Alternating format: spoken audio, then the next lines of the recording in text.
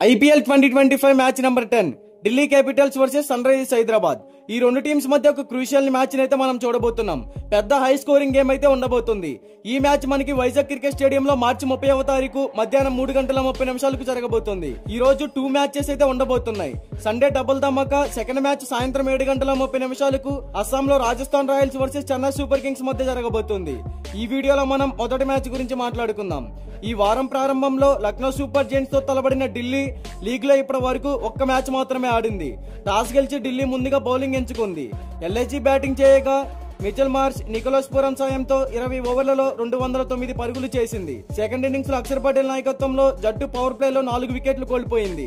అయితే స్టబ్స్ మరియు జితేష్ శర్మల మధ్య 48 పరుగుల భాగస్వామ్యం వారిని విజయం వైపు నడిపించింది. తర్వాత విప్రాజ్ నిగమ్ అద్భుతమైన బ్యాటింగ్ తో మ్యాచ్ మొత్తం ఢిల్లీ క్యాపిటల్స్ వైపు తిరిగింది. ఇక అశుతోష్ శర్మ మ్యాచ్ కి మంచి ఫినిషింగ్ ఇవ్వడం వల్ల ఢిల్లీ క్యాపిటల్స్ విజయం సాధించింది. అయితే మొదటి మ్యాచ్ లో ఆడని KL రాహుల్ ఈ మ్యాచ్ లో బరిలోకి దిగబోతున్నాడు. ఇక సన్ రైజర్స్ హైదరాబాద్ గురించి చెప్పాలంటే వారి హోమ్ గ్రౌండ్ లో మొదటి మ్యాచ్ లో 44 పరుగుల తేడాతో రాజస్థాన్ పై విజయం సాధించింది. అయితే ఆ మ్యాచ్ లో Travis head, Ishan Kishan, Abhishek Sharma, Heinrich Klaasen, Nitish Kumar Reddy సాయంతో బ్యాటింగ్ లో 286 పరుగుల భారీ స్కోర్ ని నమోదు చేయగా రాజస్థాన్ రాయల్స్ సెకండ్ ఇన్నింగ్స్ లో అద్భుతంగా రాణించిన ఓటమి తప్పలేదు. ఆ తర్వాత లక్నోతో జరిగిన మ్యాచ్ లో SRH బ్యాటింగ్ లైనప్ ఫెయిల్ అయినప్పటికీ 190 పరుగులు చేసింది. సెకండ్ ఇన్నింగ్స్ లో ఆ స్కోర్ ని లక్నో ఈజీగా చేసింది. నికోలస్ పూరన్, మిచెల్ మార్ష్ అద్భుతంగా రాణించారు. ఆ ఓటమి తర్వాత SRH తిరిగి కంబ్యాక్ ఇవ్వాలని చూస్తుంది. ఇక వైజాగ్ స్టేడియం పిచ్ రిపోర్ట్ గురించి మాట్లాడుకుంటే ఈ పిచ్ బ్యాటింగ్ కి బాగా అనుకూలంగా ఉంటుంది. బాల్ నేరుగా బ్యాట్ మీదకి రావడానికి ఈ పిచ్ సహాయపడుతుంది. అలాగే స్పిన్నర్లకి మంచి యూజ్ అయితే ఉంటుంది. టాస్ గెలిచి కెప్టెన్ బౌలింగ్ నే ఎంచుకుంటాడు. అయితే ఈ వెన్యూలో జరిగిన ఫస్ట్ మ్యాచ్ లో 209 పరుగులను కూడా